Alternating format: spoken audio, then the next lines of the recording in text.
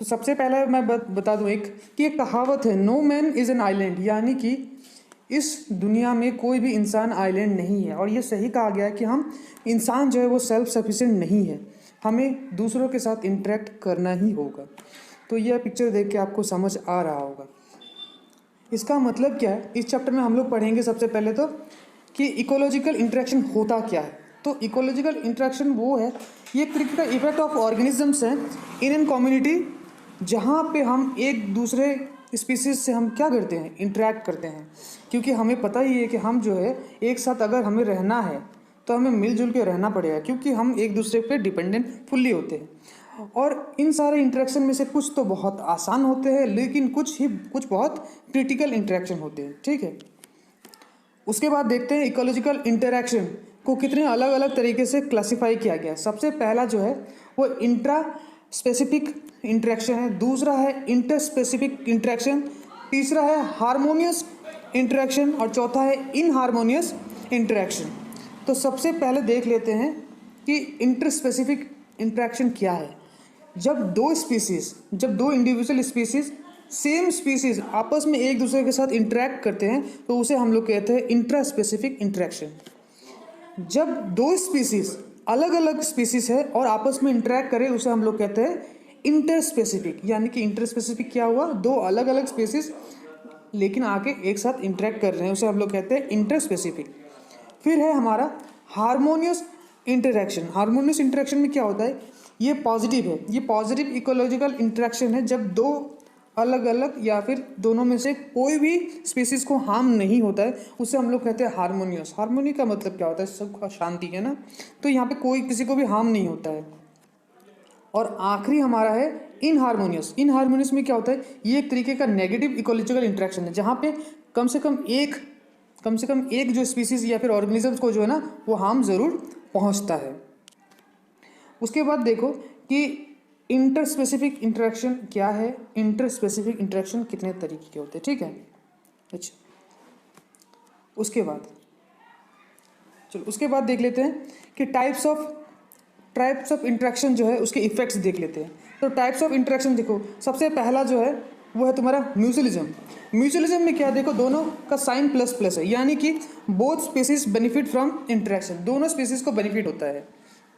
दूसरा है हमारा कमेंसलिज्म। इसमें क्या होता है, देखो एक स्पीसीज को बेनिफिट होता है और दूसरा को कोई इफेक्ट नहीं होता है, यानी कि एक प्लस और दूसरा जो है जीरो का साइन दिया गया यहाँ पे, यानी कि एक को बेनिफिट और दूसरे को कुछ नहीं।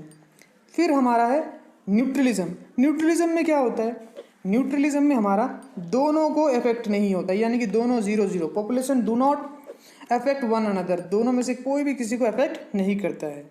उसके बाद हमारे क्या है एमेंसलिज्म। इसमें क्या होता है, एक अनइफेक्टेड होता है और दूसरा जो है उसको डिसएडवांटेजेस है, यानी कि दूसरा को नुकसान पहुंचता है, इसीलिए एक को जीरो दिया गया और दूसरे को माइनस दिया गया है। फिर उसके बाद हमारा क्या है, उसके बाद है हमारा प्रेडेटेशन, यानी कि पैरासिटिज्म भी से हम लोग कहते हैं, जिसमें से एक को फ़ायदा और दूसरे को नुकसान, एक स्पीसीज को बेनिफिट और दूसरे को डिसएडवांटेजेस। और हमारा आखिरी जो है वो है कंपटीशन। इसमें क्या होता है, दोनों को ही नुकसान होता है, इसीलिए यहाँ पे आप देख सकते हो कि दोनों को क्या है माइनस, यानी कि ईच स्पीसीज अफेक्ट नेगेटिवली।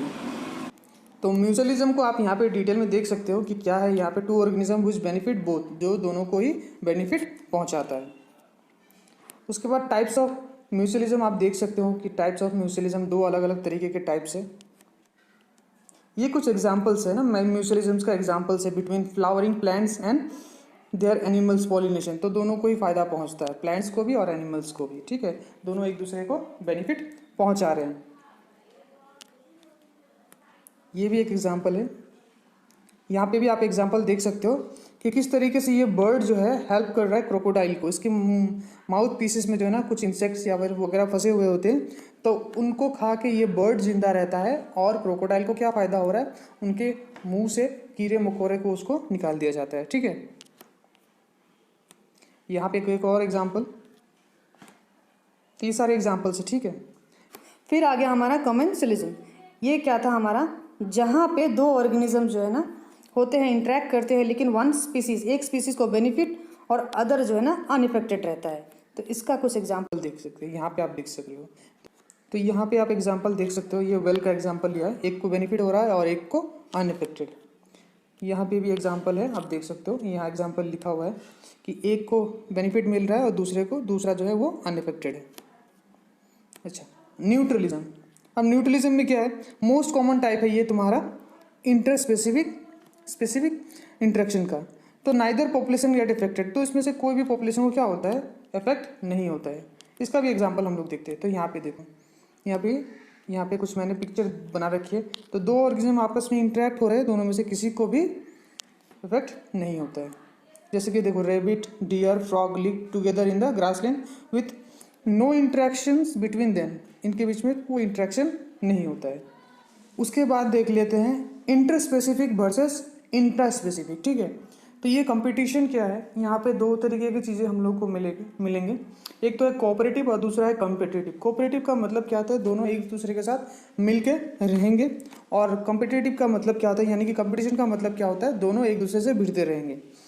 जैसे कि देखो, अगर भिड़ने की बात आई तो ये तो आपस में सेम स्पीसीज के बीच में भी हो सकता है और डिफरेंट स्पीसीज के बीच में भी हो सकता है।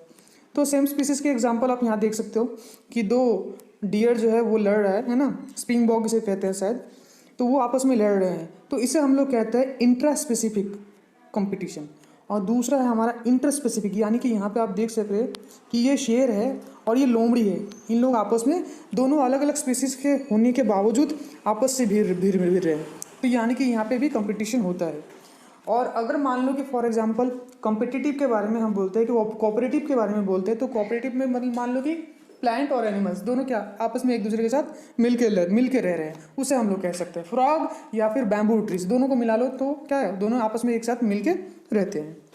तो ये कुछ नोट्स है, आप नोट्स स्क्रीनशॉट लेते रहना। ये रहा कुछ नोट्स मैं प्रोवाइड करवा दे रहा हूँ, ठीक है। अच्छा, चलिए अब थोड़ा एडेप्टेशन के बारे में पढ़ लेते हैं कि एडेप्टेशन क्या है। Characteristics of life. तो लाइफ जो है ना, all living things change to fit their environment. हम बदलाव चाहते हैं ना, हम एनवायरनमेंट के साथ अडाप्ट बनते रहते हैं। तो इनहेरिटेड कैरेक्टरिस्टिक्स के बारे में तो एक सवाल पूछा गया यहाँ पे, why do tigers have strips. Tiger के बॉडी में स्ट्रिप्स क्यों होते हैं, इस तरीके के स्ट्रिप्स होते हैं ना, तो वो क्यों होते हैं। या फिर आप देख लोगे जिराफ में जो होता है वो उसमें भी ऐसा ही होता है, वाइट ब्लैक। या फिर ऊँट यानी कि आप कैमल कह लो, उनके पैर इतने लंबे क्यों होते हैं, उनके पैर इतने लंबे होने के कारण क्या क्या है, क्यों उनके पैर लंबे होते हैं, है ना। तो ये सब कुछ बातें हैं। तो ये सब जो है ना, एक टाइम लगा, बहुत लंबा समय लगा एडाप्टेशन करने में। जैसे कि ऊँट बहुत लंबा, उनके पैर बहुत लंबे होते हैं और उनके जो फुट होते हैं, नीचे की जो पैर के जो तलवे कहते हैं ना, वो बहुत ब्रॉड होते हैं ताकि वो रेत में दब ना जाए। और ये जो चीज़ बनने में बहुत लंबा टाइम लगा है, इसे ही हम लोग कहते हैं एडेप्टेशन। जैसे कि आप अफ्रीकन एलिफेंट को पकड़ लो और इंडियन एलिफेंट को पकड़ लो, ठीक है। तो दोनों में से अफ्रीकन एलिफेंट के देखोगे कान जो होते हैं ना, बहुत बड़े बड़े होते हैं, लेकिन इंडियन एलिफेंट के कान छोटे छोटे होते हैं। अच्छा, ये इस होने का रीज़न क्या है, अफ्रीका में बहुत ज़्यादा गर्मी होती है और इंडिया में बहुत उतनी ज़्यादा गर्मी नहीं होती है। तो वो अपने कानों को फ्लैप करते करते जो है ना, उनका जो साइज़ है वो बड़ा हो गया है। अच्छा, आगे देखते हैं। तो देखो एक्चुअली में है क्या एडेप्टेशन, वाटर एडेप्टेशन। तो एडेप्टेशन क्या है, ये एक तरीके से इनहेरिटेड कैरेक्टर्स है that helps an organism to survive long enough to reproduce more successfully in its changing environment, can either be structural or behavior। तो यहाँ पे मैंने कुछ चेंजेस देखा। तो ये आप देख रहे होगे, ये सारे बर्ड्स जो है ना, आपस में पहले एक ही थे, लेकिन सब ने क्या किया, अपने ज़रूरत के हिसाब से सब ने अपने आप को बदल लिया। किसी का जो चोंच है वो फ्लैट हो गया, किसी का लंबा हो गया, है ना, इस तरीके से हो गया। ये यहाँ पे आप कुछ देख रहे होगे, यहाँ पे आपको देखोगे तो समझ में आएगा कि ये देखो, ये किस तरीके से कैमलियन जो है ना अपने आप को रंग में ढक ले रहा है। ये पोलर बियर है, वाइट बर्फ़ में गायब हो जाता है। उसी तरीके से ये छोटा सा फॉक्स देखोगे, ये स्नैक्स देखोगे, है ना। तो स्ट्रक्चरल में देखो आप क्या है, तो यहाँ पे स्ट्रक्चरल दिया गया है, स्ट्रक्चरल एडेप्टेशन। तो इसका डेफिनेशन क्या है, एक्चुअल बॉडी पार्ट्स जो है ना वो क्या करते हैं, कोरिलेशन करते हैं, that help an organism to survive in their environment. वो एनवायरनमेंट में सर्वाइव करने में काम आता है। जैसे कैमोफ्लेज हो गया, या फिर बेंडिंग हिंड लेग्स हो गया, फिर किसी के लेग्स जो है ना वो पीछे मुड़े होते हैं ना, किसी के दांत देखो, ये शेर के दांत जो है ना बड़े होते हैं, क्योंकि कैनाइन्स, इसे हम लोग कैनाइन कहते हैं, वो क्या करते हैं, मीट जो फ्लैश है उसको फाड़ने में हेल्प करते हैं, ठीक है। फिर उस तरीके से आप बिहेवियरल चेंज देख सकते हो, बिहेवियरल एडाप्टेशन। तो बिहेवियरल एडाप्टेशन में आप देखोगे कि बियर जो है ना वो बहुत दिनों तक गायब रहता है, फिर गर्मी का मौसम आता है वो बाहर निकलता है, फिर वो हाइबरनेशन में चला जाता है। तो बहुत सारे स्नैक्स भी हाइबरनेशन में चले जाते हैं ना। तो ये सब सारा क्या है, बहुत सारे बर्ड्स क्या होते हैं, माइग्रेट करते हैं एक जगह से एक जगह। तो इसे हम लोग क्या कहते हैं, इसे हम लोग बिहेवियरल एडाप्टेशन कहते हैं। तो स्ट्रक्चरल एडाप्टेशन का कुछ एग्जांपल मैं यहाँ पे दे रहा हूँ, आप देख लो। ये सब सारे एग्जांपल्स है, जैसे कि ये देखो, ये किस तरीके से गायब ही हो गया है, ये सब है ना। ये चीता को देखो किस तरीके से ये सब सारे, ठीक है। देखो types of structural adaptation, structural adaptation के एग्जांपल्स है कुछ, ये रहा है ना। इनके पैर जो है ना किस तरीके से बने हुए ताकि वो बहुत जल्दी दौड़ सके। ये रहा कुछ के टीथ्स, अलग अलग टाइप के एनिमल्स के अलग अलग टीथ बन जाते हैं उनकी ज़रूरत के हिसाब से।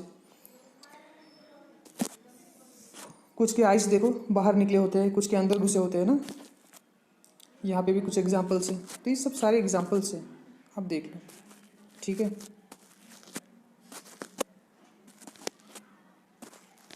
देखते रहो, स्क्रीनशॉट भी लेते रहो।